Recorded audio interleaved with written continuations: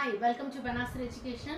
In the video la நம்ம measure of dispersion ஓட discrete series problem பார்க்கலாம். ஏற்கனவே இதனோட part 1 நம்ம previous videoல போட்டிருந்தோம். நான் I buttonல கொடுக்கிற ரெஃபர் பண்ணிக்கோங்க. இதுல வந்து நம்ம quadrant deviation and mean deviation about mean or median இத பார்க்கலாம். ஓகேங்களா? இதுல வந்து first நமக்கு வந்து என்ன ஃபார்முலா அப்படினா QD ஓட ஃபார்முலா என்ன Q3 minus Q1 by 2. இங்க Q1ங்கிறது என்ன n plus 1 by 4th term. Size of n plus 1 by 4th term. இங்க n-ங்கிறது total number of frequency. So வந்து 48 plus 1 49 by 4 12.25. ஓகேங்களா?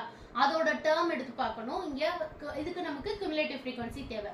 Cumulative frequencyல எது first 12.25 குள்ள கவர் ஆகுது அப்படினு பாத்தீங்கன்னா 18 கவர் ஆகும் இல்லையா? அதோட corresponding x தான் நம்மளோட Q1 value. So Q1 க்கு நமக்கு கிடைச்சிருக்கிறது 8. ஓகேங்களா?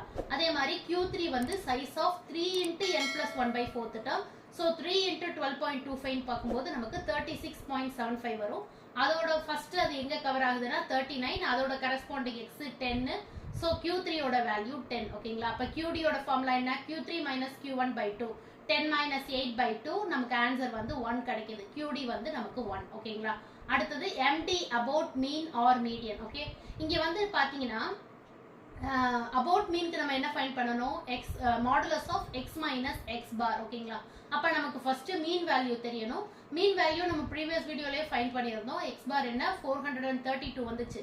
நமக்கு fi xi மல்டிப்ளை பண்ணும்போது sigma fx by capital N தான் வந்து என்னது mean. ஓகேங்களா? அத நம்ம ஃபைண்ட் பண்ணியிருந்தோம். அதுக்கு நமக்கு வேல்யூ 9 கிடைச்சிச்சு. ஓகேங்களா? சோ அத தான் இங்க நம்ம அப்ளை பண்ணனும். modulus of x minus mean. mean வந்து mean value 9. ஓகேங்களா? அப்ப வந்து மாடுலஸ் பண்ணும்போது நெகட்டிவும் பாசிட்டிவ் ஆயிடும். 6 minus 9 னா அப்ப 3. ஓகேங்களா? அதே மாதிரி 7 minus 9 2. இந்த மாதிரி நமக்கு கிடைச்சிருச்சு. இப்போ இத நம்ம f ஆல மல்டிப்ளை பண்ணனும். 3 3s are 9, 6 2s are 12, 9 1s are 9. அந்த மாதிரி நம்ம fd ஃபைண்ட் பண்ணனும். இதோட டோட்டல் நமக்கு 60. ஓகேங்களா? அப்ப வந்து 60 by n. என்னன்னா number of frequency, total number of frequency 48. இதோட வேல்யூ நமக்கு 1.25 கிடைக்குது. இங்க பாத்தீங்கன்னா மீடியன் எப்படி ஃபைண்ட் பண்ணனும்? highest frequency ஓட corresponding x தான் நமக்கு மீடியன் இல்லையா discrete series பொறுத்த வரைக்கும். சோ இங்க highest frequency 13. சோ அதோட corresponding x 9 தான். ஓகேங்களா?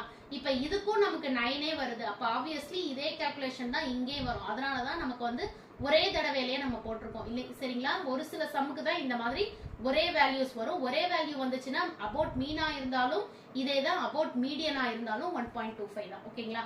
அப்ப இது மாறாத பட்சத்துல நமக்கு கோஎஃபிஷியன்ட் ஆஃப் எம்டியும் மாறாது. ஓகேங்களா?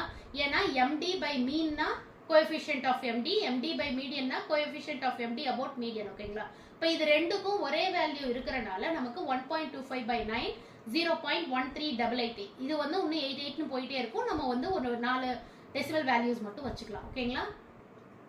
நெக்ஸ்ட் வீடியோல நம்ம கண்டினியூஸ் சீரிஸோட ப்ராப்ளம்ஸ் பார்க்கலாம். Thank you.